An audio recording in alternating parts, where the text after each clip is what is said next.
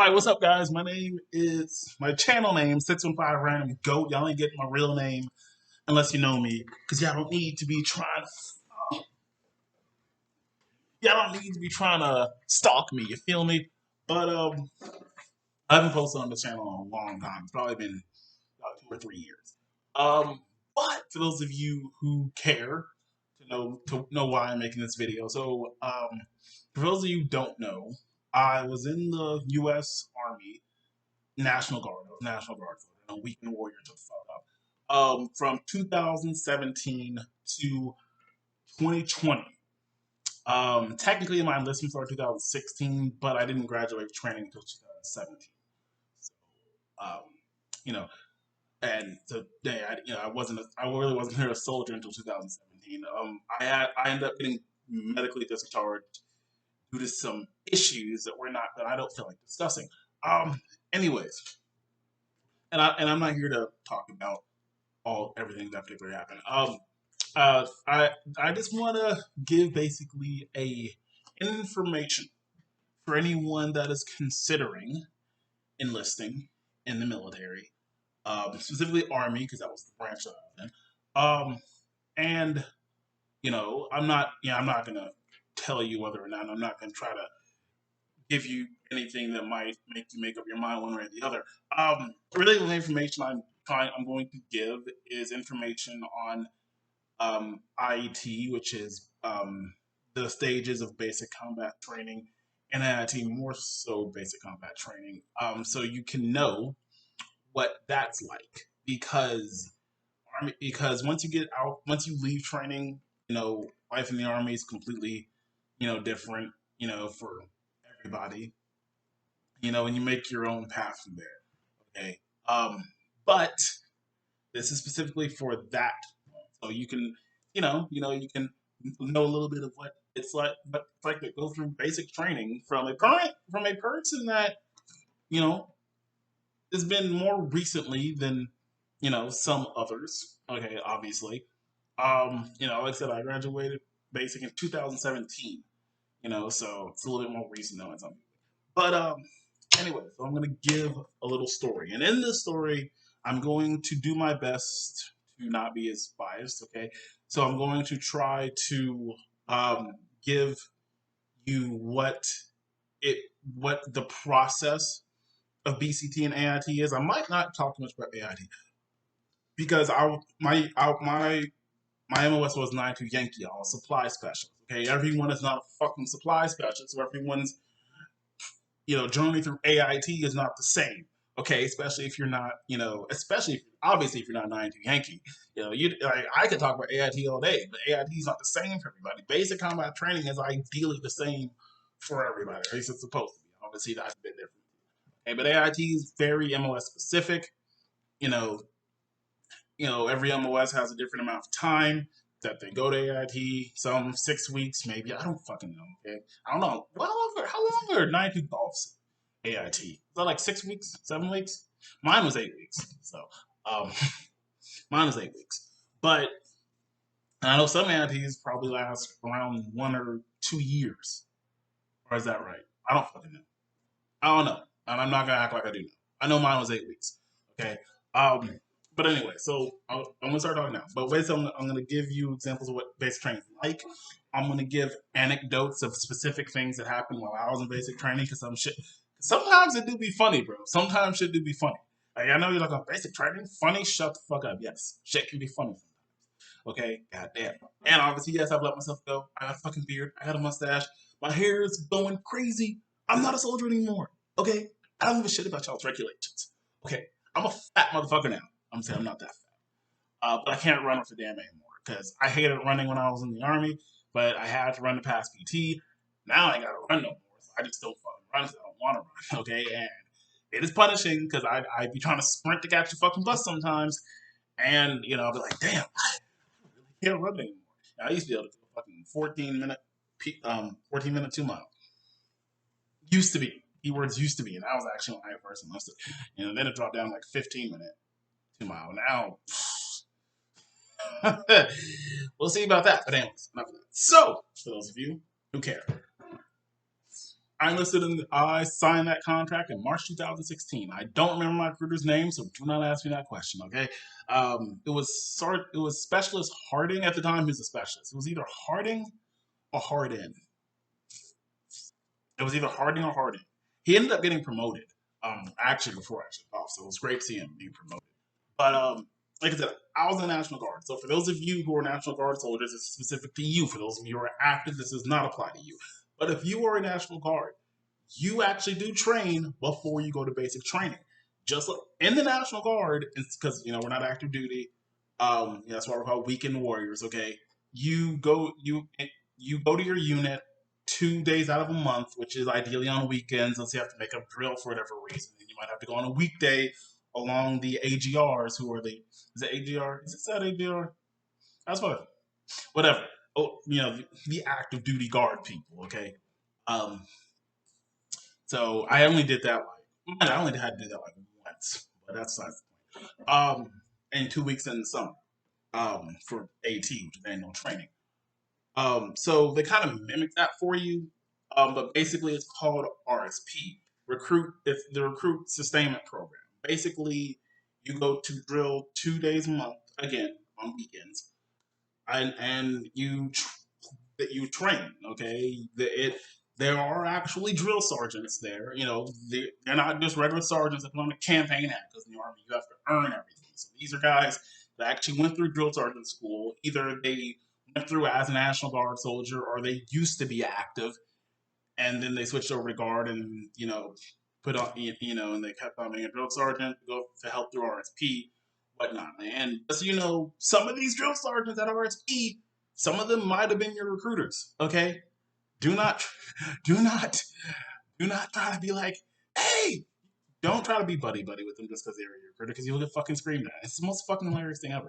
Okay, but RSP is obviously different than basic training, but they're just there to try to prepare you for basic training. So they're gonna give you a lot of drills. You're gonna PT. They will fucking smoke you. My bad. Corrective training, corrective discipline, whatever the fuck you want to call it. Okay. They will administer corrective training. Depending on what they want to do, they're gonna help you work on certain things that you're gonna do in basic training, like land navigation. The idea is try to prepare you for basic training, so you're not gonna be behind, and you can have some knowledge of what you're getting into.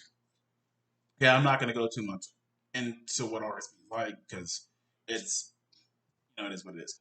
But the good thing about RSP is you can't get promoted through RSP. You can reach like PFC or PV2 before you get to basic. So I do. I went to basic as a PVT though. I was fucking private. Was I a private or a PV2? I was a PV2. My bad. Which is still a private, but I got promoted right before basic training. I don't exactly remember what I got promoted for, because RSP isn't really anything official. So I probably got promoted for helping them recruit somebody else, because you do get promoted for that. Um, so whatever. I was a PV2 when I went to basic.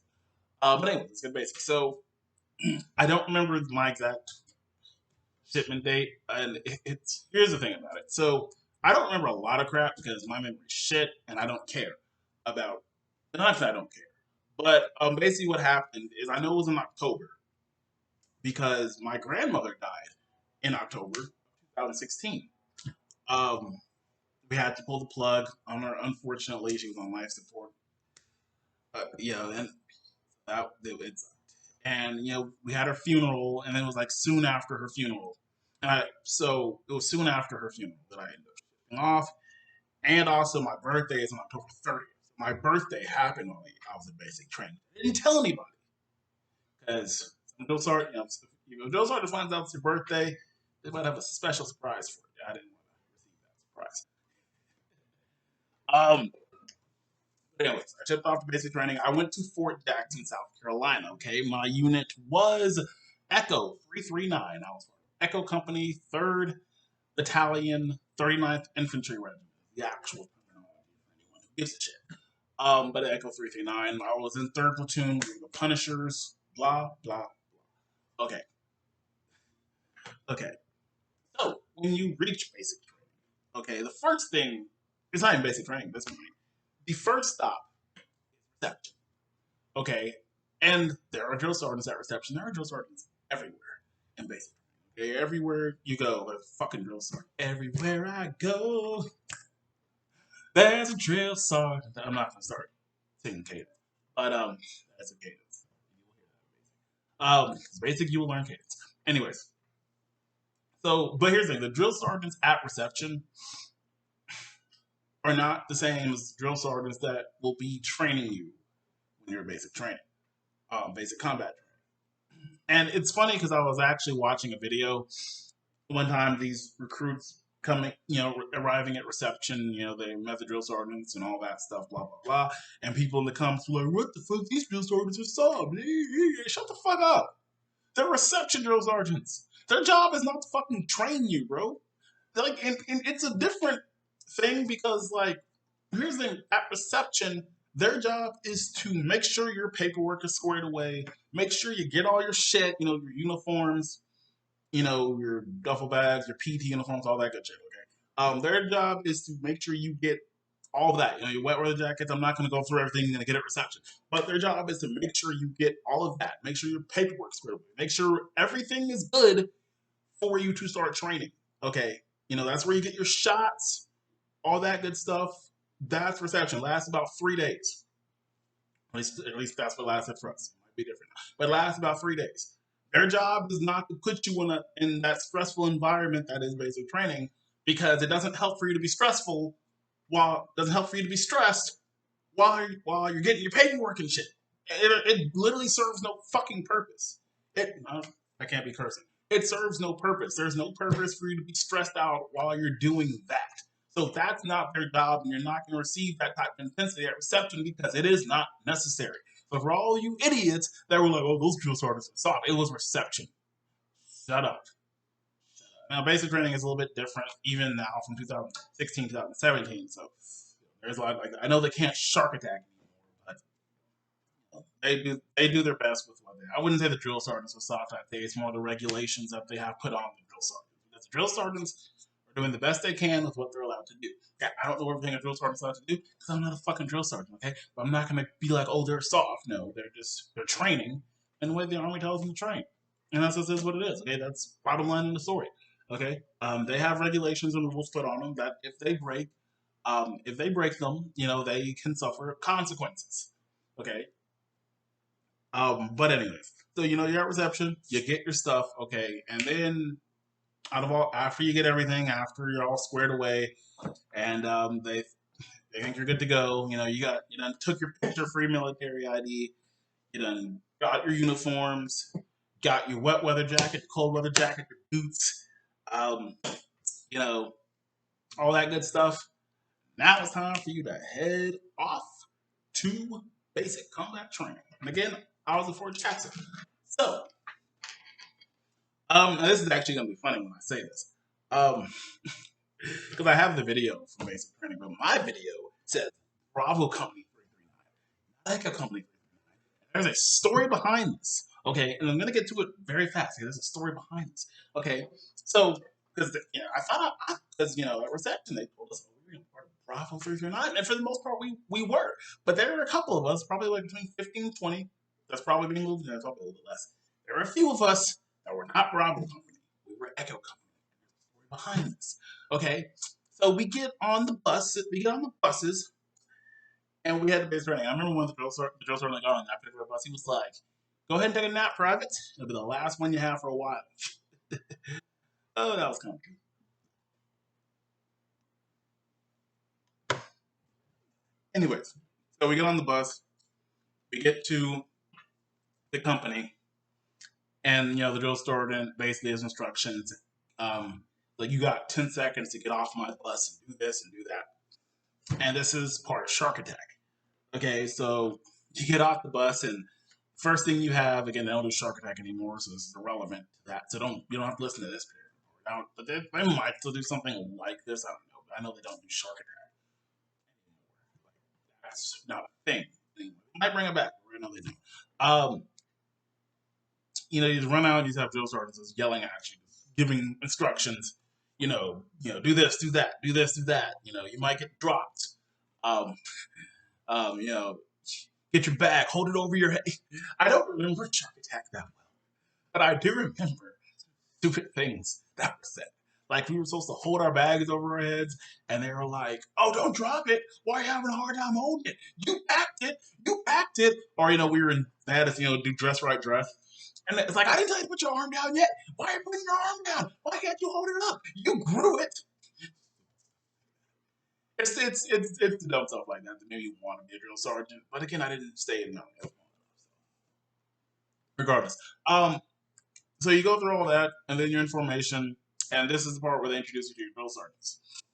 That was a little bit different for me and a few other people. So they have these colored patches that you're supposed to have. That assigns you to your platoon, whatever. Now they know what platoon you're going to before you get there, but you don't know. So you get these patches, right? And I didn't get a patch.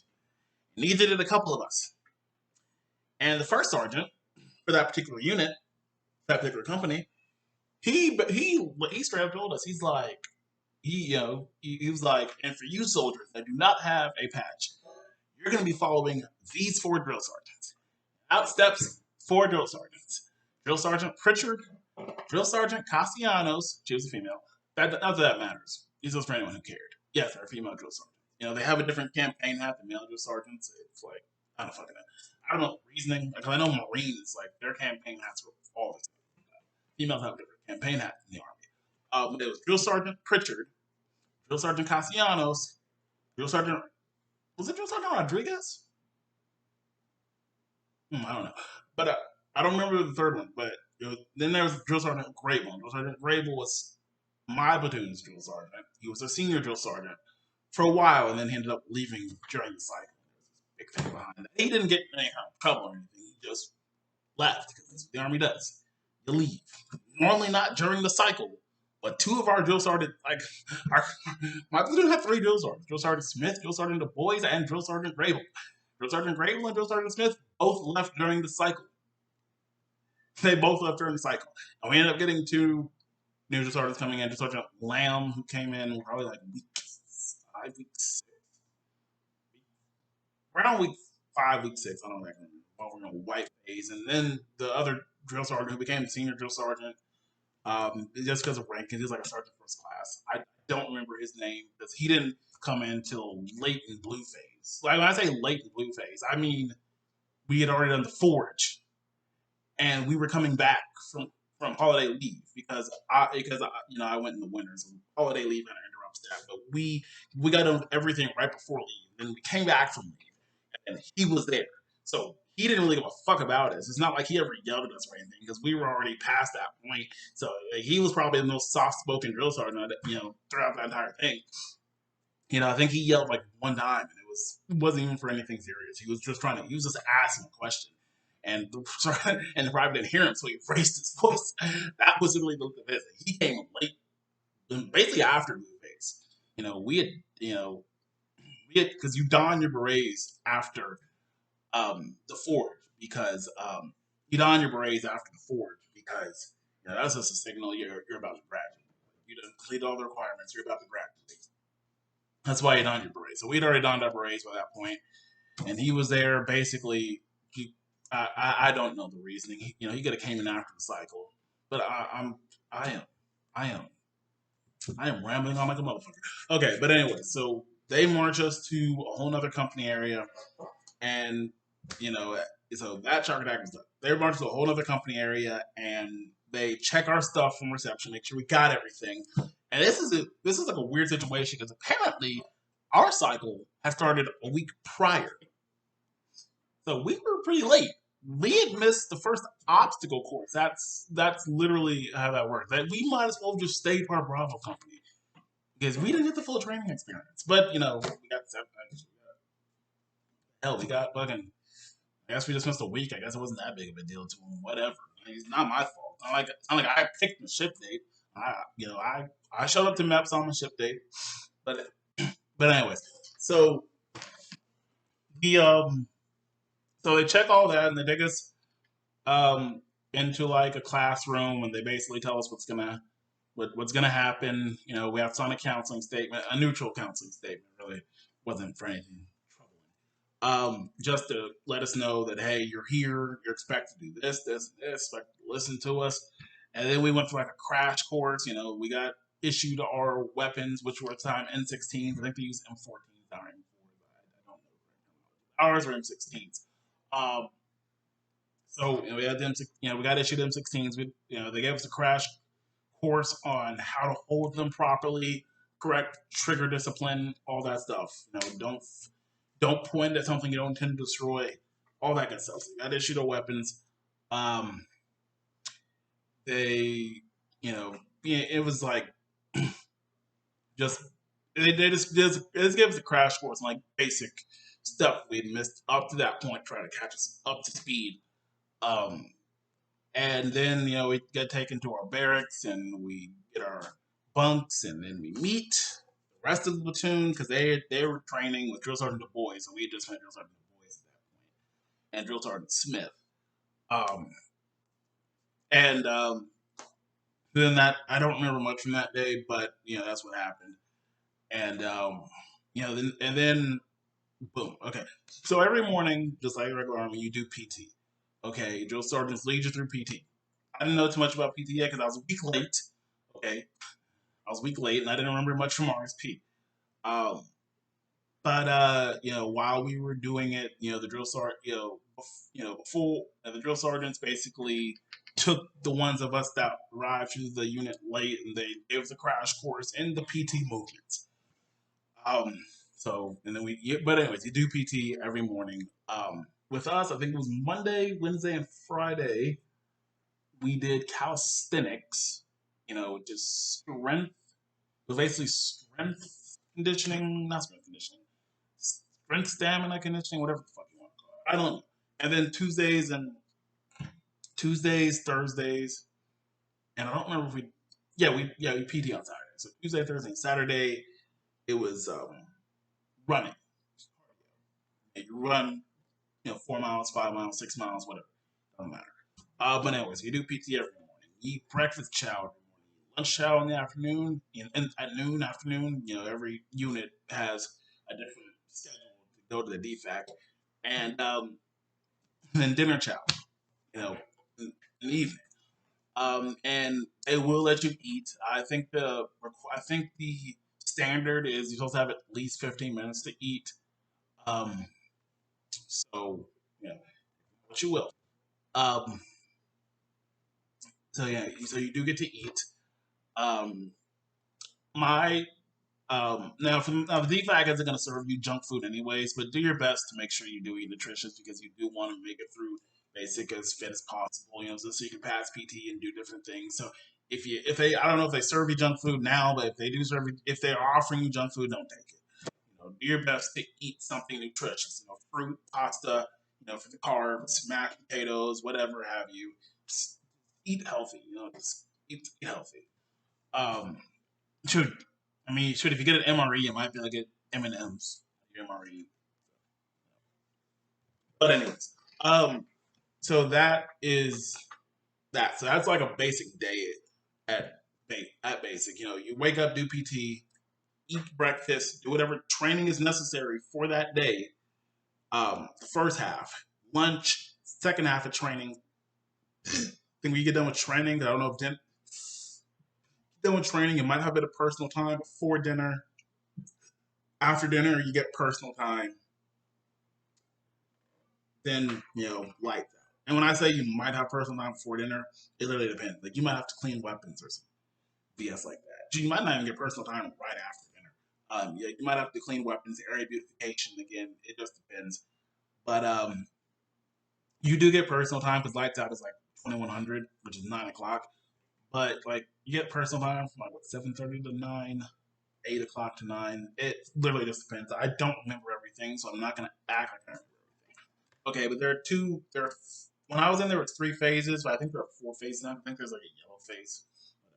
But when I was in, it was red phase, white phase, blue phase. So, um, red phase is the most stressful phase because drill sergeants love getting up in your face during red phase. White phase things are a little bit more lax because you do have more expectations. Because red phase, you were just you probably didn't know shit. Now you're white phase, you're supposed to know some stuff. Okay, you're not supposed to be doing stupid stuff. So while it is more lax, they will get harder on you. Blue phase, it's more lax, but you also have more expectations because you're supposed to know how to act, which means that they will get harder on you when you screw up. Okay, and it's just simple stuff like that. But during red phase, I missed the obstacle course. But um, what else do you do during red phase? Now I'm thinking because I can't remember. You do victory tower. You know, so there's like a stage where you have to climb a ladder, like not a ladder per se. It's like a tower, but it's kind of built like a ladder. You have to climb up, climb back down. You know, there's where you have to do like, I don't know how to explain it. I don't know how to explain it. I'm bad at explaining. There's also like an obstacle course where you have to use like teamwork to get up like another tower. But I say teamwork because they're working like teams of 3 or 4, and the only way up is really like pulling up your battle buddies and helping them up or pushing them up. So that's why I say teamwork. There's the coveted gas chamber, which I had to make up at the end of the cycle because I had an issue. And that's where I'm talking about where the anecdotes come in. I don't know what was wrong with my hip, okay, but we were walking to the gas chamber. I didn't know we were going to the gas chamber. I wasn't feigning an injury, but I was like, my hip was hurting bad, and I started limping. And Drill Sergeant Smith, she sees me limping. She's like, "What's wrong with your leg, Private?" And I was like, "Nothing, Drill Sergeant." And I just keep walking. She's like, "Okay, I'm going to ask you again. Don't lie to me. What's wrong with your leg, Private?" And I was like, "Nothing, Drill Sergeant." She's like, "If nothing's wrong, stop limping." and I didn't stop. I couldn't stop limping. Tried to. She was like, "That's what I thought. Sit down." And next thing you know, I end up going. Yeah, when I tell her I have hip pain, they take that super seriously. Apparently, there's like, you know, something if you're, there's something if there's something wrong with your hip, they take that stuff super seriously. I ended up being able to complete. I didn't have to get shipped out for that. But I had to go to the hospital. I had to be on crutches for like 2 days.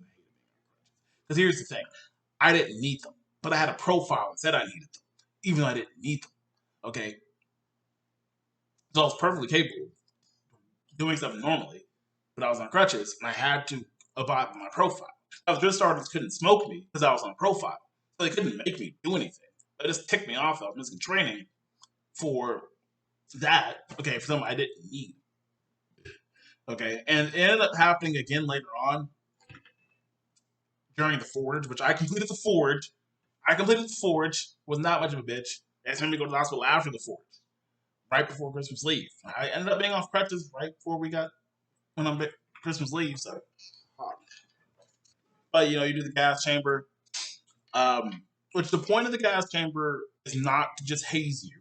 Okay, oh look, we're gonna put them in. We're gonna gas them.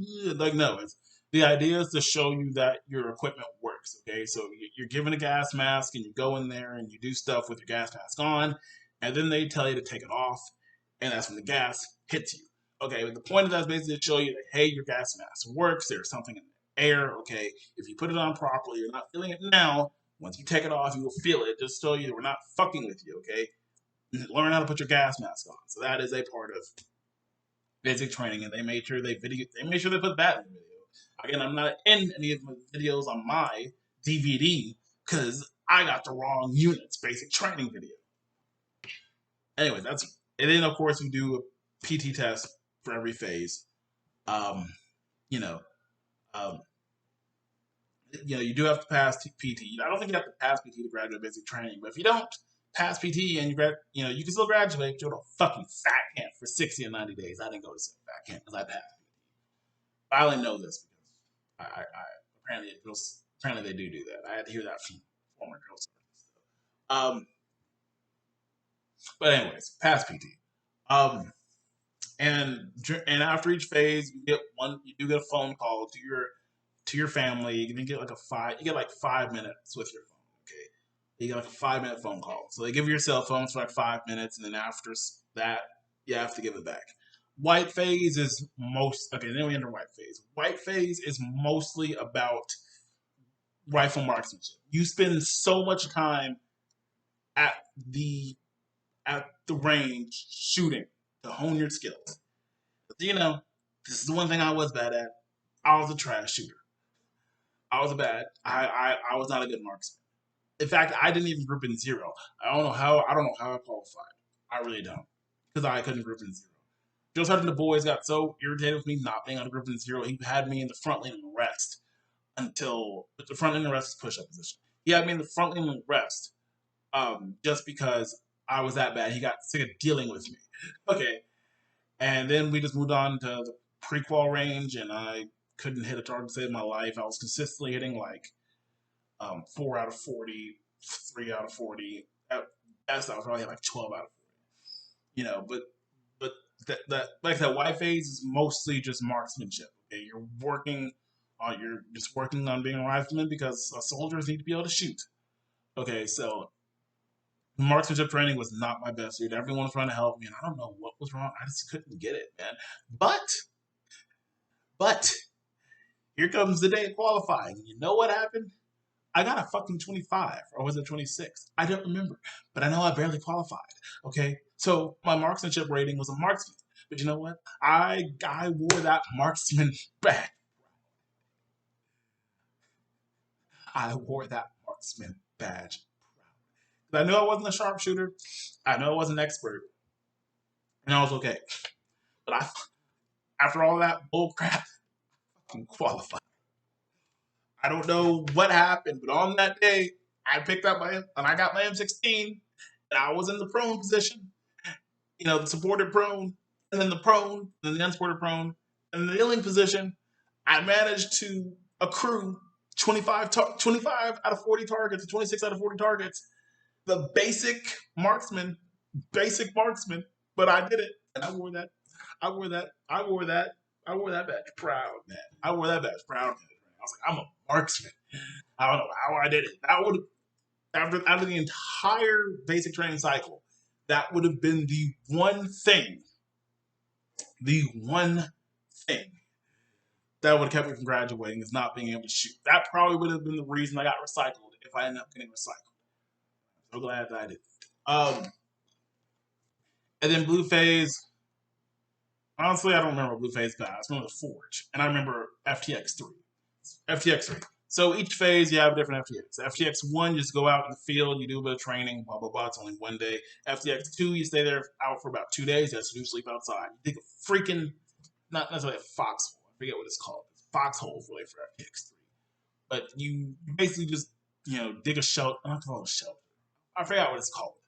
But you sleep outside in a hole. Okay, in a hole. You enjoy it. You better enjoy it. God dang it. Sleep outside in a hole. And you do training. You eat MREs. You know, um, except for in the morning. I think I know for FTX3 you actually do eat MREs, but I think or was it dinner? I forget what was dinner chow or breakfast chow where you ate what's called I forget what it's called, but they cook you food and they bring it out to the field. You know, so it's not cool eating cold eggs, but you know what? They're eggs. Um, and FDX3, you stay outside for about 3 days, 3 days, 4 days, something like that, in a foxhole. You do training exercises. They keep you up. You know, I fell asleep so many times, bro. I was like a drill sergeant walk on a freaking foxhole. Um, uh, I got. I'm just gonna say that FTX3 is not fun, especially because I went in the winter. It was cold and it rained on the first day. We're lucky that they let us use our tents on the first day. Yeah, we didn't sleep in a foxhole the first night. We actually slept in our tents the first night because it was raining, and the company commander who made drill sergeants sleep let us sleep in our tents. Okay, but that was the only night we slept in our tents, and every other night we were in a foxhole. All right, and they did, and it wasn't just, and the first night wasn't the only night that it rained. It rained other nights too. It just didn't rain as hard. Okay, apparently there's a standard. Um, there was also land navigation. I forget where the land navigation was. Red phase or white phase. I don't know, white phase. Land navigation is where it's literally the name. You learn how to navigate the land. You get a compass, you get a map. You have to determine azimuths to find certain marks. locations and find your way back to the unit. The group I was in, we got lost. We got lost during land navigation. And that's coming to find us, but we got lost. And we accidentally ran into one of our, I, I don't want to call it a location, more of a mark. We ran to one of our marks by luck. And we're like, holy crap, this is one of the, we can get back on track. We started setting azimuths and we found our way back to the checkpoint. That's better. We found our checkpoint by accident. We ended up getting back to the we ended up finishing it. I think it took us about an hour. It took us about over an hour. It didn't take us, but it took us about probably an hour and 15 minutes to find our way, to make it through everything. Which is kind of amazing considering the fact that we got lost. We accidentally found our way back, and that's all that matters. Okay. They didn't have to come in looking for us. Um, and I brought up the forge like twice. The forge happens at the end of blue phase. It is the last official training exercise you have before graduation. The forge is I could be wrong. I think it's a 12-mile ruck march because after FTX3, it's a 12-mile ruck march from the field back to the company. So, you got your rucksack on, you're doing the dang thing. For me, I was honestly just in my head just to avoid, you know, you know, loss of stamina, exhaustion, all that stuff. So I was in my head. I was singing in my head most of the time. By that point, cadence. You didn't have access to music, so this is going off my head the entire time. I wasn't paying attention to crap until the drill sergeant told us to take a position so we could take a water break. But yeah. So those, but of course there are certain things that are graduation requirements, and if you do not do them, you can get recycled, or you will do them. One graduation requirement is the gas chamber. I have to make that up after the forge, okay, or I wouldn't graduate. Now, by that point, I had already done my beret, but the drill sergeant took us to the gas chamber. We had to deal with a whole other cycle of red phase soldiers, and it was not fun. So, okay, I think another graduation requirement is rifle marksmanship. So, yeah, no, definitely another graduation requirement. Is rifle marksmanship. So you do have to qualify, or you will not graduate. I don't know if they let you make it up at some point, but you do have to do it. The forge is a graduation requirement. You do have to ruck that 12 miles. If you do not ruck that 12 miles, if you go to sick call not sick call. I don't know if you go to sick call during FTX, whatever. If you do not ruck that 12 miles, what did Drill Sergeant Rodriguez say? Oh yes, apparently they take you to a track and you ruck 12 miles around that track, and you have to do it, and you have to do it in a certain amount of time. It's not just the fact you have to ruck march. You have to do it in a specified amount of time. And the good thing is if you do it on the day you're supposed to, where everyone else is doing it, not only is it less boring because you're not doing it on a track, but you're going to most likely do it on time because the drill sergeant is going to help you keep pace. So there's a method to their madness, believe it or not. So gas chamber is a graduation requirement. Rifle marksmanship is a graduation requirement. FTX3 is probably a graduation requirement, but I'm not sure. Okay, I don't know if you can miss FTX3 and graduate. Probably not. The forge is a graduation requirement. Just assume everything's a graduation requirement. Okay? I'm not going to tell you to skip certain things, but just assume everything's a graduation requirement. If they ask you, if they have you do it during training, there's a reason that you're doing it. Okay. So that's basic training. I know I didn't give this much information. Some of y'all are probably wondering, but this probably helps some people. Now, drill sergeants. I'll tell you this one thing. You don't have to be scared of your drill sergeants. But if you want basic training to go by as smoothly as possible, you will show them the respect that they have earned and deserve. Okay, it doesn't matter whether a female drill sergeant or a male drill sergeant. They will demand respect from you, and you will give it to them. Okay, it's as simple as that. As basic training goes on, not gonna lie, they might show different sides of you. Drill Sergeant Rodriguez, as much of a hard ass as he was a fucking clown. That dude made jokes all the fucking time. I remember he called this dude in a fucking bay a rat. It was he just like looked. Yeah, he was like giving us. He was like we were like in the bay and he was talking. He just looked at him because he was giving a bit of his backstory because he was of Hispanic heritage. I think he was from Puerto Rico. So he was giving a little bit of his backstory. He just looked at dude. And he was like, "You look like a rat." And we just died. Um, or like I had this thing with talking to myself. Right. So we were eating chow one time and I didn't know that he was right over me. And like I look up and like everyone at the tables are staring at me. And I look up, Drill Sergeant Rodriguez is just staring at me laughing. He's like, I can look at you all day, Private. You entertain the hell out of me. And I was like, God damn it. And it became like a running gag. Like this dude would be watching me, just waiting for me to talk to myself so he could fucking open his mouth. And I baited into it too. Like I was like every time, and it was like a fucking dumbass. But you know what it happens? You know, everyone comes out looking like a dumbass. Okay? They find a way like everyone like a dumbass. Or the one shining moment of Drill Sergeant Rodriguez is after dinner chow. We were in bay formation, which is the formation you're in before you get ready to go to bed, up to your bays, right up to the barracks. And we were in bay formation.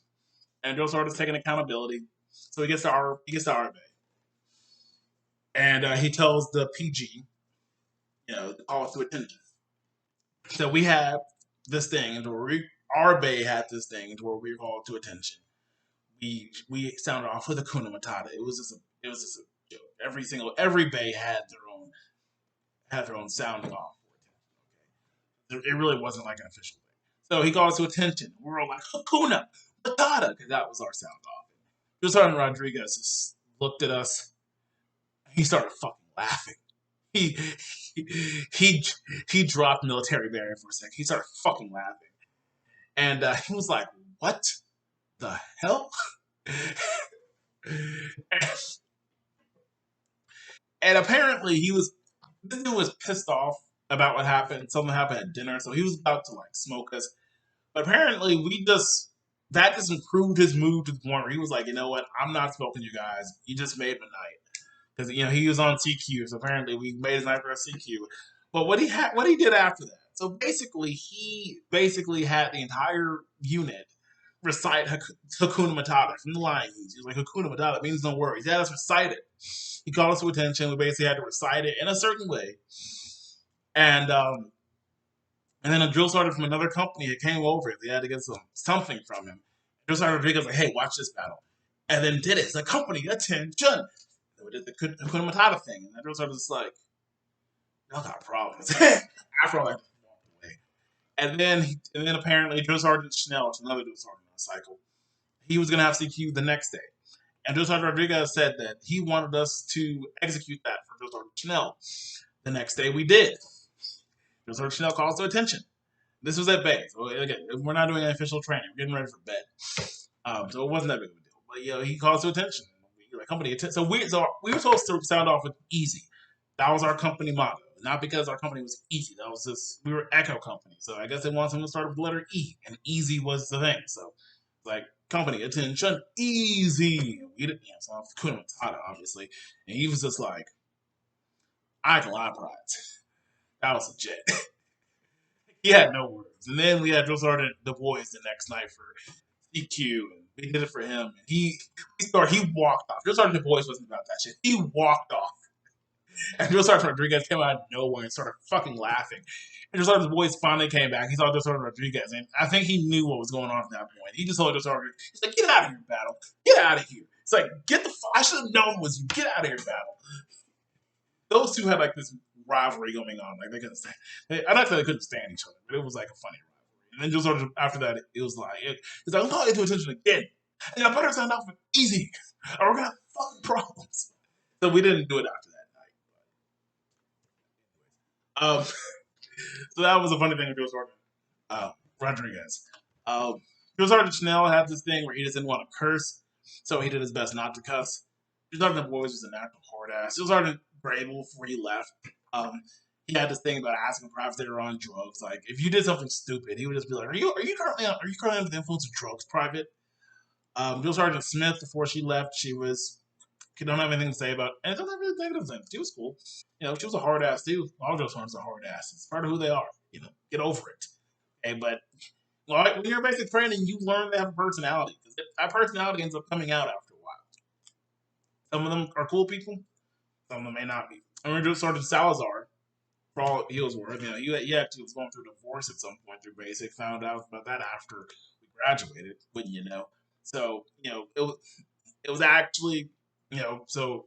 But during that period of time, his demeanor actually kind of dropped a bit. He wasn't so much of a hard ass. He was dealing with bullshit, and didn't feel like dealing with us at the same time. So you know, I get it though. Like I remember one time my bootlaces were not tied. I didn't notice it, so I was in the office in front of Drill Sergeant Salazar, and he saw my bootlaces were tied. This is during that period of time. So he just looked. He literally just looked. He said it in the weirdest face, like he's like tired. He's just like tired shoelaces, private. And I didn't understand him. I was like, "What'd you say?" He was like, "Tired shoelaces." So, oh, because he didn't yell. So I'm so used to them yelling at me, I didn't understand him. I was like, "What the heck's going on?"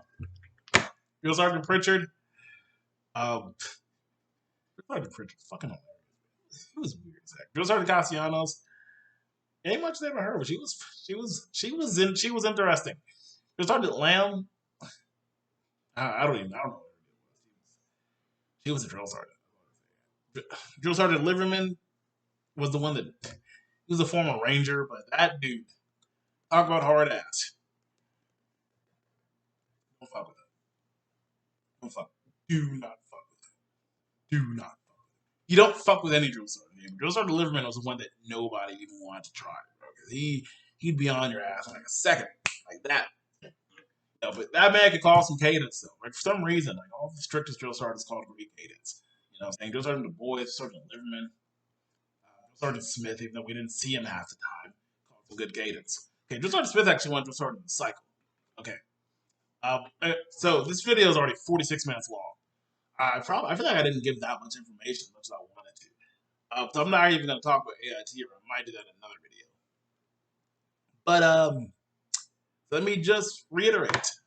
Reception is not part of training. You receive your shit, deserves not going to be complete hard asses there. Basic training is interesting environment. It is unique. It's a very unique rite of passage, and but it's all worth it. Don't do stupid shit at basic training. Um, and honest, don't do stupid shit at basic training.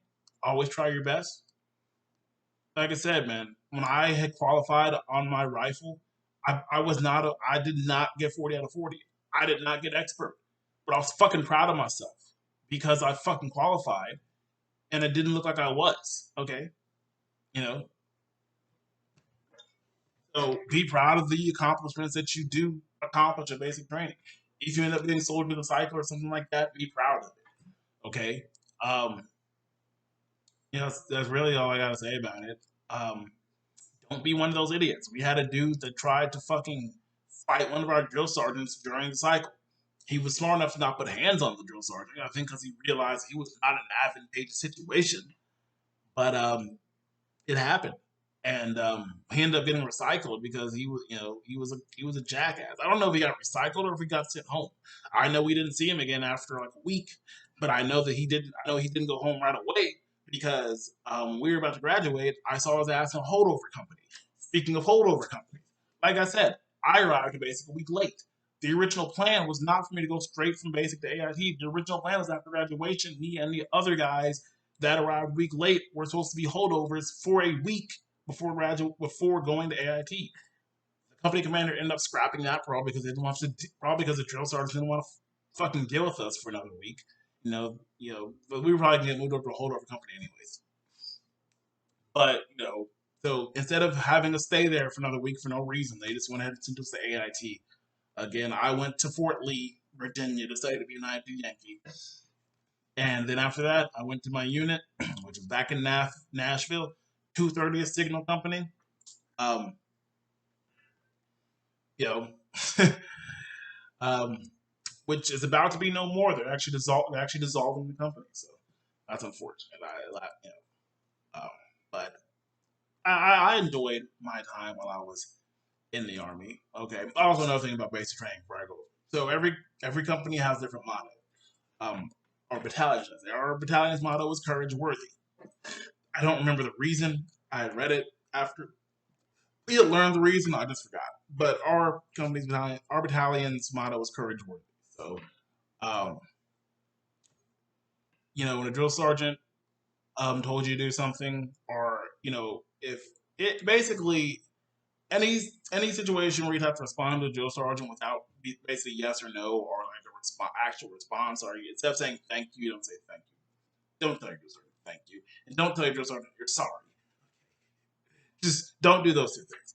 But instead of replying with thank you, you'd reply with courage worthy, drill sergeant, and then they would reply earn it again. Don't take that as okay. I didn't say best friend. No, every model is different. Ours is courage worthy. So it'll be like courage worthy drill sergeant, and they'd be like earn it. Okay, and I do remember after the forge, when we did the bonfire, and we replied, no, it wasn't. No, it wasn't after the bonfire. It wasn't during the bonfire. It was right before the bonfire. We were in formation, and the drill sergeant said something, and obviously we were like, "Courage, worthy drill sergeant." He was like, "You earned it," and then he walked away. But there was a moment where Drill Sergeant Snell he had made a mistake, and a private corrected him. But Drill Sergeant Snell wasn't an asshole, so he actually had a look on his face. He was like, "Huh, you're right. I would say courage worthy private, but I don't want you to tell me to earn it." that was actually pretty funny. But so yeah, ours was courage worthy. Others will be different. Um, so yeah, so hopefully I gave you out of that almost hour worth of rambling, I gave you some information you can take and be like, just advice to get through basic. Okay, it might not help you at all. It might help some. Honestly, this is a very long video. I don't expect y'all to watch the entire thing or watch any of it. Okay, so I'm gonna end it right here. He said, if you choose enlist, man, I'm proud of you. The Army can take you places. It can be an experience. Um, I don't regret joining. I regret having to leave. But my circumstances were different than a lot of people's circumstances. So, um, yeah, is that just stick it through. Don't be one of those people that quit. Just no matter. Remember, the drill sergeants know what you're capable of, and sometimes you're capable of more than you think. So they're pushing you for a reason because they want you to succeed, and it's that simple. You know what I'm saying? As long as you don't quit, you're doing something. And that's the same. See y'all guys.